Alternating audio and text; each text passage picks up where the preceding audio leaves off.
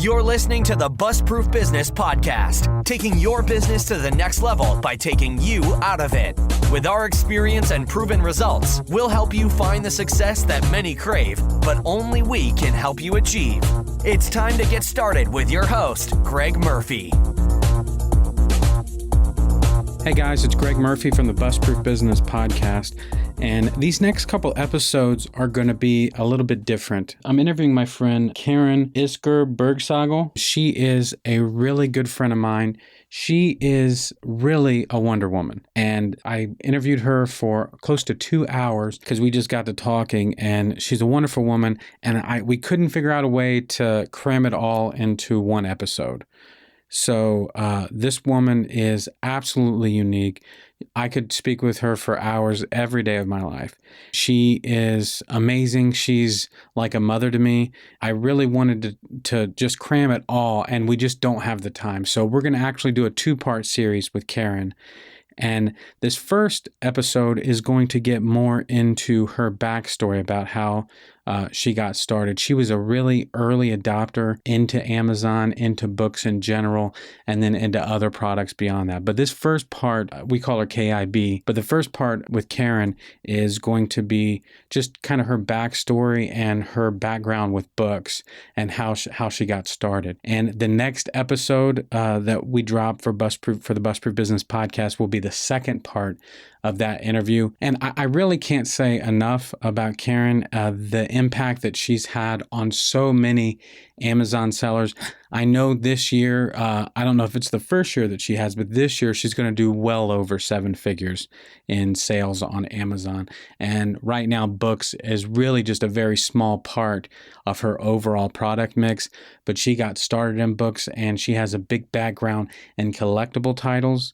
And in fact, I think we're going to go on a trip to Colorado Springs next summer together to see if I can't go and learn a little bit more about collectible titles myself. So I just want to get right into the interview, and here it is, part 1 with KIB. Okay, hey guys, it's Greg Murphy from the Bust-Proof Business Podcast, and I'm here today with my really good friend, Karin. Karin, I'm not even sure I know how to pronounce your last name. It's Isgur Bergsagel. Karin, let's talk about your background in Amazon in general. You've been a mentor to a lot of people, and we met at Greg Purdy's event a while back in Baltimore is when we first met. You've been a mentor to me as well. First, let's talk about your background, and then let's talk about your involvement with the Young Guns. Sure.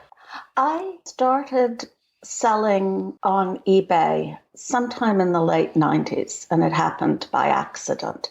I was about to donate a pile of Martha Stewart living magazines to the local library, and I suddenly had this thought, gee, maybe these are worth something on that place they call eBay. And I looked it up, and in fact, they were. So it turned out that I had been, of all things, a charter subscriber to Martha Stewart Living. And I had the whole run of magazines. And I sold them for a few $100s, which I thought was completely amazing. Yeah, that's great. At the time, I was married, very happily married, had 2 boys. They are now 31 and 25. And right at about that time, my husband was diagnosed with a relatively uncommon form of cancer called multiple myeloma. It's a cancer of the bone marrow. And over the course of the next 5 years, he had every treatment known to man, was a remarkable person who managed to live every minute of the time he had left to the best of his ability. He was passionate about his science. He was a physicist and passionate about his boys. And unfortunately, none of that was enough. And he died at a relatively young age. He was 54. So we had 2 boys, 10 and 15. And I was fortunate enough to get a part-time job as librarian at the younger one's Montessori school. which was a wonderful supportive community for me. And the job didn't pay very much, but it did give me benefits, which was important because of health insurance. And both boys were in private school, and so we had to buy and sell their textbooks every year. And I quickly discovered that I could buy them for less on Amazon, or eBay or half.com or wherever at that time. But then also I could make more money by selling them there at the end of the year. So I did. And then I started selling other books from around the house. In particular, it was a way to support my passion for reading bestsellers right when they came out in hardcover. I discovered that I could buy them at Sam's the day of release, read them very carefully, and then resell them as used like new, because I'm a very careful and quick reader. And so that paid for them, and I liked that better than having to be on the list at the library. I want to interrupt you for just a second. Okay. Of course. So part of this was a way for you just to be able to get these books for close to free is kind of the reason that this all happened. I am not nearly as conscientious of a reader as you are. I'm the guy I'll smudge the pages and I'll dog ear the edges of them and stuff. So I could never buy books and then sell them in really great condition. Well, you know what? These are the kind of books that they're kind of like chocolate bar books, like the latest John Grisham thriller. You want to read it. I mean, I read rather than watching TV is what it comes to. So sure, you can read it quickly and cleanly when it's in those circumstances. But the interesting thing is that at some point, I crossed the line from selling what I already had to buying books to sell. And that, I think you'd agree with me, is, that's probably a pretty big watershed. And it happened because our local library system, which is really wonderful and did a fabulous job in helping me raise my children, has an ongoing book nook. And all of the books were, 50 cents or $1. And I used to scan the shelves looking for fantasy and science fiction for my older son to read. And then I started seeing books that I thought probably had slightly more value, or textbooks that I recognized or whatever. And this was way back. I mean, there weren't smartphones or anything like that, or certainly I didn't. And you had to ride your horse and buggy to the library back in the late 90s in order to get the books, right? Absolutely. No, we're actually into this century by now, but it's hard to remember how much the technology has changed in that time. Were you around when ScoutPal was released? Yeah, that was the first. I mean, I wasn't selling when it was released, but that was the first program that I used on my database was ScoutPal. Right. And that was revolutionary. The idea that all you needed was a cell phone with internet access, and you could look up, books in the field. Or did ScoutPal start with a static database? I don't actually. Well, I never used the one that was live. I always used the database. Caleb Roth, actually, he had his brother build something to where he could text message way back in the day. He could text message the ISBN, and then it would come back with the rank and the sale and the price. Right. That was smart. I mean, I didn't do any of that stuff. What I actually did was make a stack of the books that I thought had promise, and then go over to the library computers and look them up. And the one efficiency that I did was that if it was worth selling, I would go ahead and list it right then, because, of course, everything was merchant fulfilled then. But it was a much longer process than going, quickly through them with a scanner. And the first scanner I owned was probably an HP PDA. And do you remember those things used to cost like $1,000? Yeah, I have a couple upstairs, the 2195s or whatever. I Those don't big. remember the numbers, but they were big and clunky. Yeah. And there was a scanner that pushed in. I don't remember the name of that either. Yeah, I mean, and I used MediaScouter. And the funny thing is, we were willing to pay that because it was such an enormous advantage at the time. It really, I don't think today that it's possible to imagine how in the dark we were and how little information we often had to work with. But I mean, with the scant amount of competition that there was as well, I mean, you had a, just being there and realizing it, there was a ton of money to be made. Absolutely. Absolutely. And so did you go back into the back, the books that they didn't put out at the Book Nook at your local library? No. Later, the library asked me to start selling their books that were of greater value online for them. And at that point, I did start doing that. But honestly, that's been kind of more a labor of love than anything. I think I treat them better than anyone else would because I really believe in the library and the local community. And one reason why I stepped in to do it is because there were a lot of local dealers and scouts who, in my opinion, were really taking advantage of the library volunteers' generosity and naivety. On the one hand, it's fine to just pay 50 cents or $1 for a book. It's true. That's what it's marked at. But if you're going in, day after day and pulling out hundreds of dollars of books, maybe you should do a little bit more. And those same booksellers were not pleased when the library asked me to start screening books before they were put out. And we really only remove from sale ones that will sell for over $50 online. So it's not even like we set the bar low for that. But honestly, they brought it upon themselves.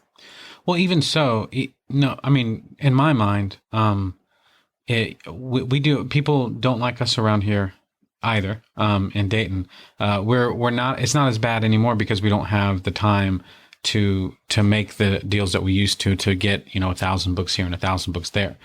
But we did that for a while. We make deals with the libraries to say, hey, just why don't you send us all the books?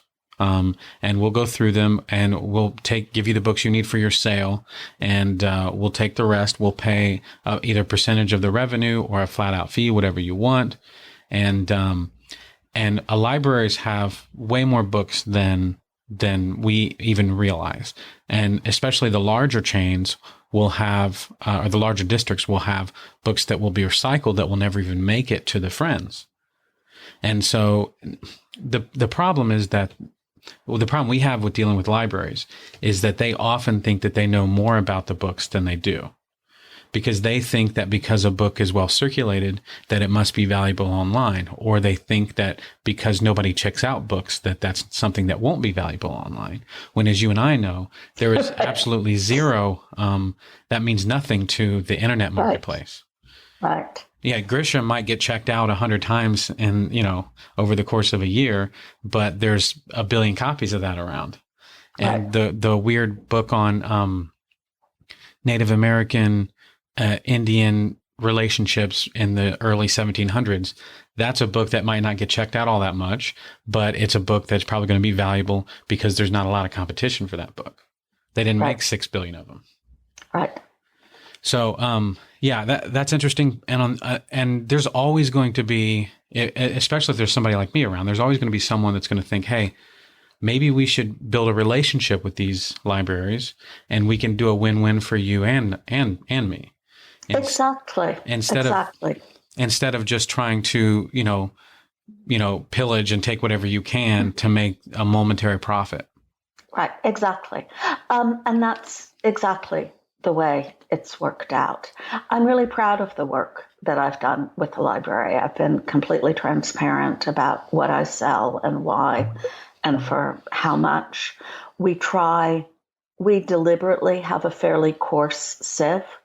We want people, booksellers and book scouts, still to be able to come to the Book Nook and buy books that are not going to be read in the local community, but that do have some value online.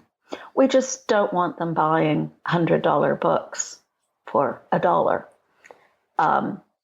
which I think is fair enough. But I've certainly heard the abuse directed at people like us who try to make it a win-win. And in my case, Greg, I've only ever dealt with one library, and it's in this particular library's case, it's more the friends of the library who are in charge of the book selling. They do it to raise money for the library, and they don't really have, I don't think they have that same sense of ownership of what's valuable and what's not. But you're absolutely right. It's about building a relationship and making it a win-win. It can't just be about what you get. It's got to be about what you give as well. And that's something that a lot of folks don't understand. Karin, you'd be surprised that even at my bookstore, we have dealers that come in and they say one thing and they're doing another. Like there's they'll come in and they want to buy books during the sale, and we're like, no, you're in everybody's way. We don't want no. You can come in though if you want to come in on a Monday. Dealers can come in on Mondays, and that's fine. Mm-hmm. But the problem is that they would want to buy all of the stuff that we would have, like the Wimpy Kids, all the Diary Wimpy Kids books. And I'm like, guys, I get it. I could sell these online too, but this is for the community. Like it's $1 for the community. I realize that we sell out of these every week at the bookstore. So like, just don't be jerks. And they'll say, well, we have to feed our kids. And I'm like, well, that's not my job. You know what I mean? I'm trying to do something for our local community. And so we have some local dealers that, can just be hard to deal with, and think that there's an entitlement, I think.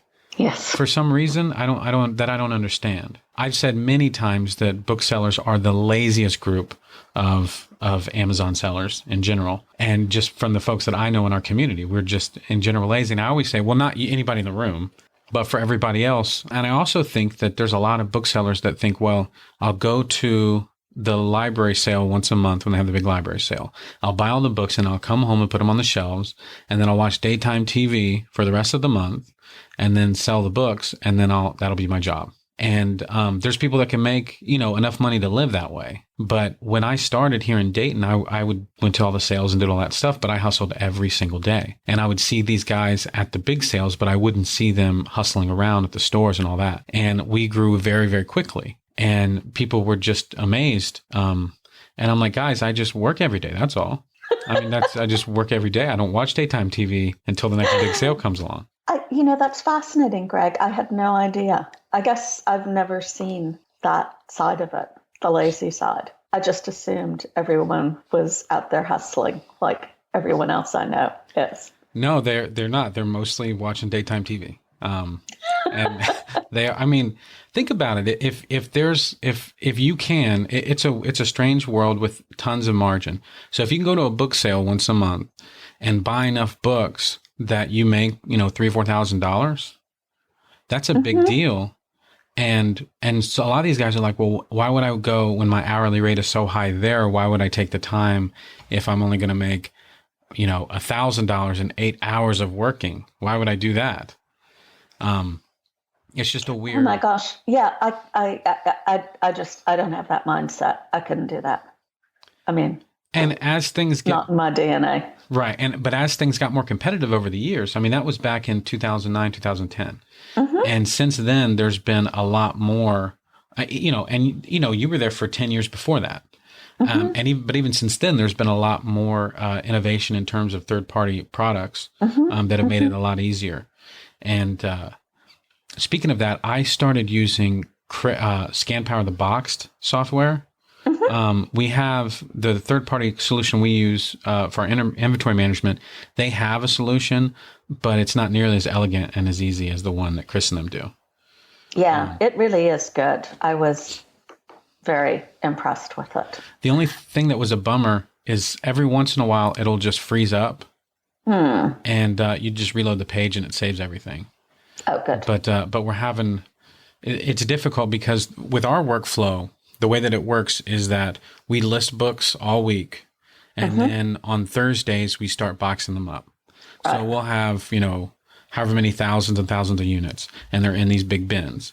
And so before we had a guy, that's all his job was, is he would box the books up every day. He just boxed books. That's his job. It's not the greatest job in the world, but that's his job. And now we have to try to train him to use a computer to say you have to scan the books, the barcodes before you can put them in the boxes. And so it's kind of a headache. It's actually going to have we're going to have to hire another full-time employee. Yeah. Because of these rules. Yeah, I can see that, but there isn't really a way around it. Although, because the books won't pack themselves. Otherwise, you could just have them on some sort of little conveyor belt and capture the barcode as they go by and get it into the right. I mean, you'd still have to write some different software, but it could be done. But they won't pack themselves. No, anyway. The packing is the easy part. Our problem is scanning the barcode again. And so, yeah, plus you don't know what's going to fit until you're actually putting it in the box. So Exactly. It's a bummer. Go ahead. No, you know what we used to try to do? I have a friend that used to send books in Gaylords to Amazon's FBA. They would stack them in really nice, and they would stack them it was a short Gaylord, about 3 foot high. And this is a friend, mind you. I would never do something like this. But I'm winking. Me and Karin are looking at each other and I'm winking. So what we would do is we'd stack them all nice and then wrap it up, and then put boxes of books on top and wrap those. And we never had a problem because all of the people that worked at Amazon loved it because they didn't have to unload the boxes. They could just reach in. The books were all neatly stacked. But then they started to build these warehouses where they were just going there to process them. They would go to other warehouses. So it was a pain in the neck, and they were like, don't ever do that again. Right. So, and now we're sending everything to Illinois. So that's kind of a bummer. Yeah, no, it's constant change, constant adaptation. That's what I was trying to think of. And so at the time I was selling on Amazon and half.com and eBay. And then I expanded into Abe and Alibris and Biblio. And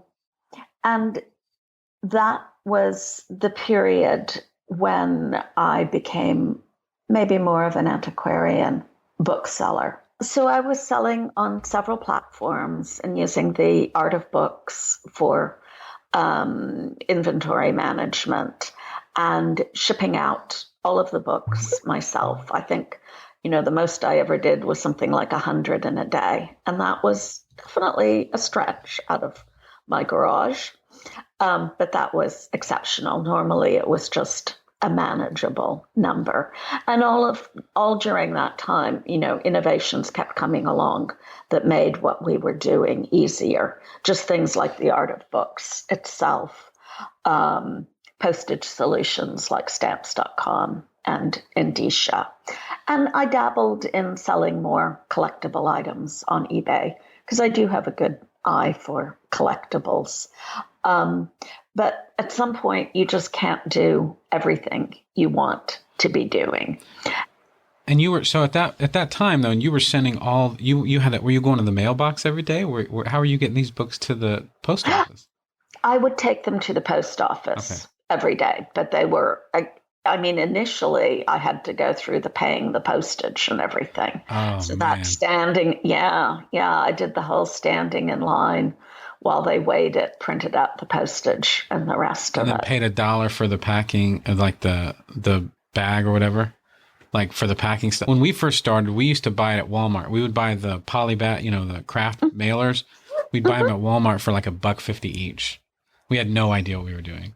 Yeah, I was frugal even then. I think I was repurposing pretty much everything that came into the house to ship out in. So I don't remember spending much, if any, money on packaging. Because back then there was absolutely no resources. I mean, we were all figuring out on our own.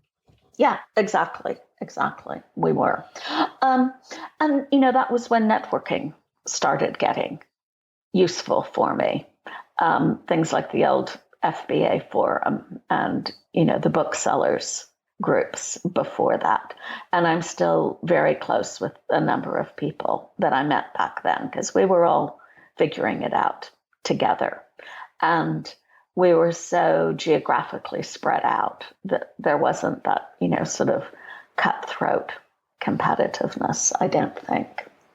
And then my parents were getting older and they lived in Toronto and needed more support from me. So I was spending a week there every month and driving back and forth, which made having a merchant fulfilled business basically untenable if you're the only person doing it. Unfortunately, right at about that time, FBA came along. And as you may remember, a lot of booksellers were very resistant to the idea. In fact, I think booksellers might have been more resistant than any other category of sellers. I don't know if that's because by nature, more of us are control freaks or something about that relationship. Well, they're heavy. They're heavy. Books are heavy. And so my whole thing was, I don't know which of these books are going to sell and which ones aren't. If they're in my garage, I can throw them out later. That's the way I was. And I was nervous about Amazon. I was a relatively early adopter, but I used to think that, well, these guys have been doing it for 10 years, so they must know what they're talking about. Turns out that that's not correct. Right. Because everybody's freaking out about it. And my first thought was, well, I don't know who I don't know who Amazon is. I mean, I sell there, but I don't know what kind of warehouses that they have. I don't have any idea. And so it took me a while, before I started doing it because it's just it's just a new process. And, especially with the third party software that there is today, you list a book and it's for sale immediately and you can go pick it and ship it in and everything. It made sense. But I mean, you put the books in a box and send them to Amazon and hope that they'll get there and find them and everything. So that was my issue for a long time. And still today, there's people, the booksellers and other sellers as well, that just won't use FBA.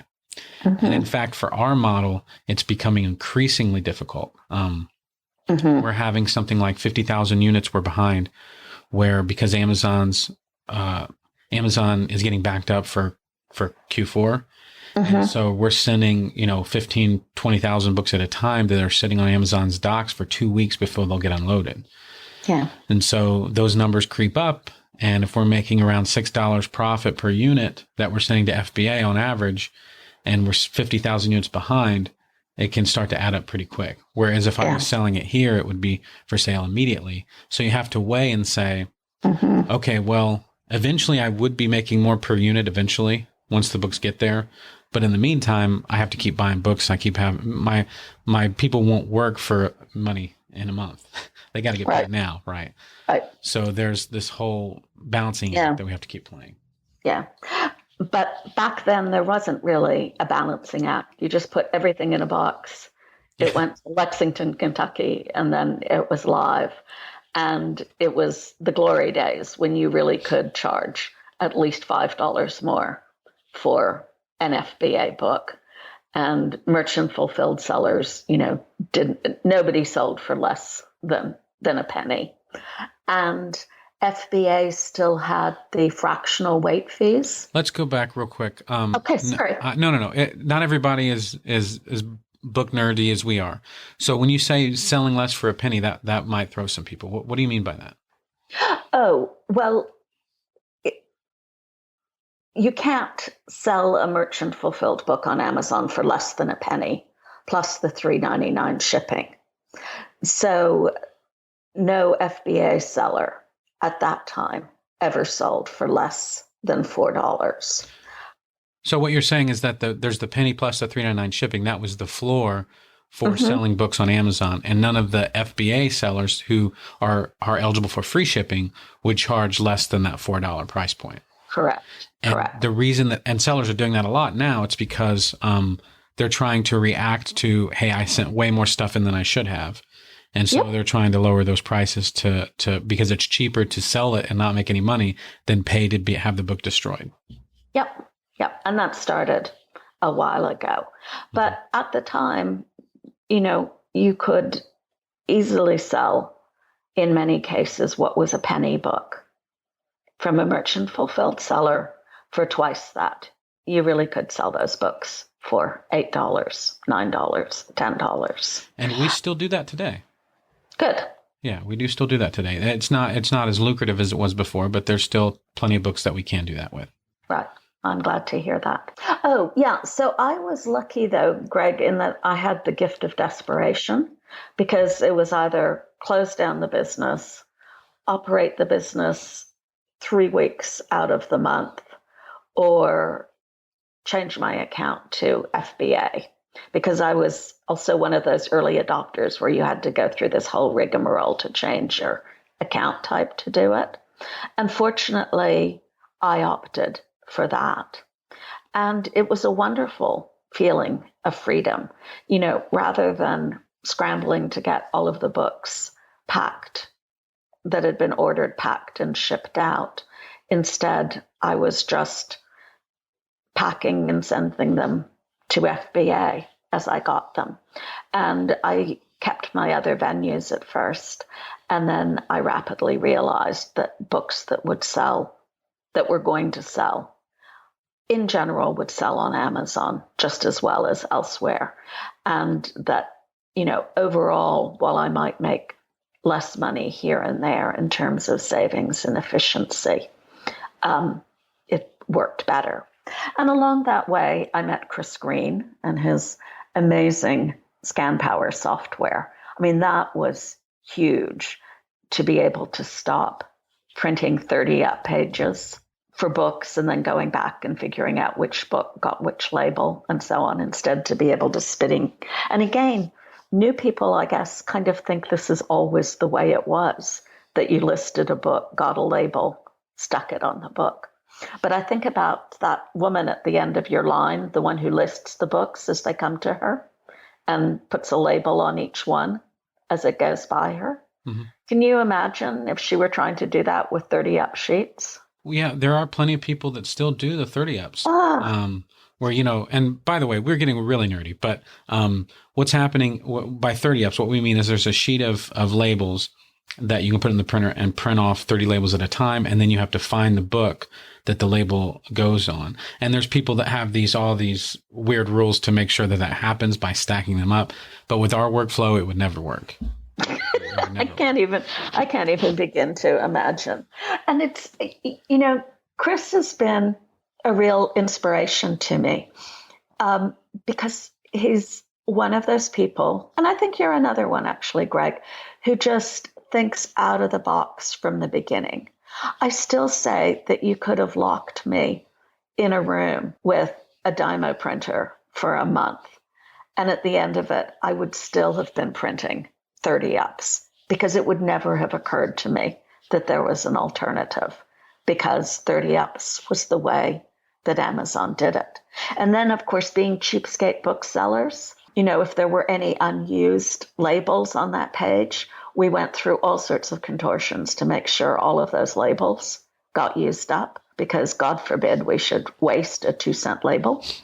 Now, I never ever one time used 30-up labels. I never one time used Amazon's platform to go to use FBA. I've never done any of that. I realized that I've always used, probably on the higher end in terms of cost, software to make it easier, because I know that the more time I spend trying to figure all that out, the less time I can go buy books.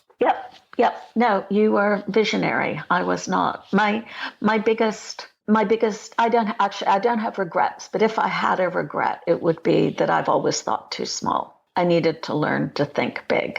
And I think now you're getting beyond that, right? I think now you're getting beyond the thinking too small. Would you agree? Yes, I am. Yes. But I could have started before now. Well, we all could have started before now. I guess that's true. I mean, heck, if I graduated school in 1999, in high school, and if I would have, instead of working at factories and I dealt poker for a long time. I was a bartender for a while. Instead of doing all that, it took me 3 tries to graduate college. I dropped out twice. If I would have said bag all that and just started, working for myself back then, I don't know where I would have been. I don't know where I'd be. So we all have all that time where, we were kind of goofing off and not really. I don't know. You were growing up, developing life experience, developing skills, observing things. I mean, it all went into making you who and what you are today. So that's why I say I don't have regrets. That's true. I mean, it's just the way it happened. And who knows what part of that weird soup, from back then turns into something that we need today. Exactly. Exactly. So. Nobody will ever know that. And so with Chris's software, once ScanPower Scout or FBA Power or whatever it was called in the day, once I had a live way of looking up things, suddenly it was like in every retail store, instead of products being on the shelves, there were $20 bills, $10 bills, $50 bills, $100 bills. I really felt like I'd been given X-ray glasses. And that was when I realized that if you've learned to successfully sell one product online, you have what you need to know to sell other products online. And I branched out into toys, I think just because other people I knew were selling them and because there were always absurd profits on whatever the hottest thing happened to be. My own boys weren't really toy kids particularly. They were always all about the video games. But now books are a very small part of what I do. I really just keep selling them for the library because, as I say, I give them a better deal than anyone else would, and because I find it interesting and a good way of giving back to the community. But these days, I still sell a lot of toys and a significant amount of apparel and shoes, which I would never, ever have predicted. If somebody had tried to tell me even 3 years ago that I was going to be an apparel and shoe seller, I would have totally laughed them out of the room. That was just so not me. I tried, Karin. I really did. I tried to do all that stuff. And for me, I do not enjoy shopping at all. And so it didn't work for me. I don't love shopping, but there's tons of money to be made. I did try toys too because everybody was doing it. And so I would go, the Walgreens, and they had the 20 questions. I don't know if you remember those from years ago, but you'd buy them there it was the 3 for $10, and they would sell for $25 each. And so you'd go to all the Walgreens around and buy them. And it was amazing what you could do back then. It's just gotten more difficult since, the supply chains are getting smarter. More people are doing this thing. But yeah, I think that, it definitely can work. But, I would prefer to build a system, where the stuff can come here so I don't have to go and deal with store managers and deal with all that stuff. Right. And I would not have predicted that I would like shopping either. You're a really good logistics person. I don't particularly have that side of it. So I don't know what it is. I never enjoyed shopping for myself particularly, but shopping for other people, for whatever reason, that's fun. Well, that's good. And when I was doing it, my wife was happier because I would go to the store. I haven't been to the store since Christmas Eve to buy a gift that I forgot to get.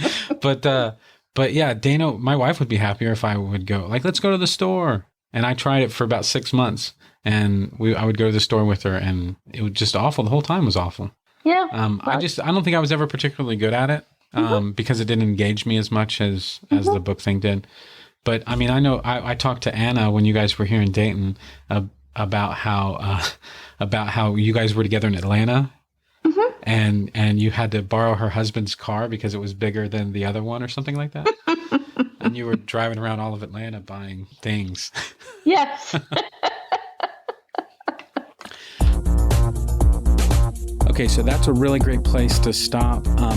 On the next episode, we're going to get into her relationship with the Young Guns, with Harvey Specter, with Todd Forrester, with Matt, and all those guys, a goose, and exactly how she got into that and how they started this amazing group of sellers that just get together, bounce ideas off of each other, and really just built one of the really great masterminds of Amazon sellers, maybe the greatest one there's ever been in terms of my circle of friends. Yeah, we'll get into that next time. This is a really great place to stop.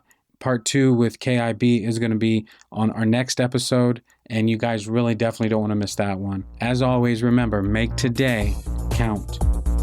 That's all for this episode of the Bust-Proof Business Podcast. Be sure to point your browser to bustproofworkshop.com to sign up for our mailing list and to get your opportunity to enroll in one of our specialized seminars, guaranteeing you continued results in typical bust-proof fashion.